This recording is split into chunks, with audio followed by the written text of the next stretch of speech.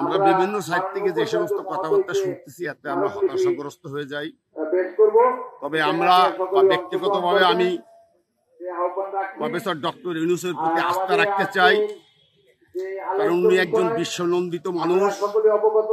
18 কোটি মানুষ যথেষ্ট আশা করে ওনাকে বসিয়েছেন এই আমাদের দেশের বর্তমান সরকার প্রধান হিসাবে।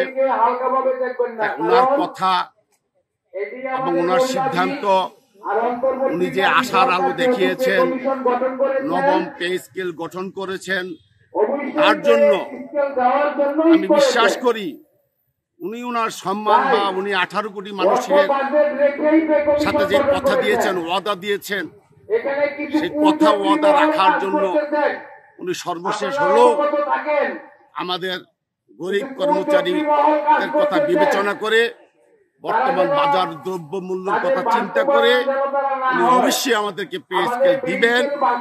না দিলে আমরা কর্মচারীরা কঠোর থেকে কঠোরতর আন্দোলনে যেতে বাধ্য হব। কারণ আমি আমার বাচ্চাদেরকে, আমার স্ত্রীকে সঠিক মতো লালন পালন করতে পারতেছি না, সেই কারণে। আচ্ছা, কেমন আশ্বাস পাচ্ছেন? আশা পাচ্ছি না, আমরা হতাশাগ্রস্তর কারণে আমরা বিভিন্ন প্রোগ্রামে আছি। আগামী 30 তারিখ ঢাকা বিশ্ববিদ্যালয় কর্মচারী ফেডারেশনের উদ্যোগে ভিসি মহোদয়ের বাসভবনের সামনে অবস্থান কর্মসূচি আছে, সেখানে কর্মচারীরা যাবেন।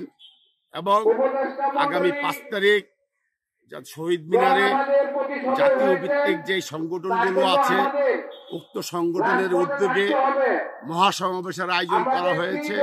সেই সংগঠনে অবশ্যই সারা বাংলাদেশ থেকে লোকজন আসবেন এবং মহাসমাবেশ সফল করবেন এবং আমাদের আন্দোলন পর্যায়ক্রমে ইনশাআল্লাহ চূড়ান্ত রূপ নিবে, সেই আশাবাদ ব্যক্ত করে আমরা সেই আন্দোলন চালিয়ে যাচ্ছি।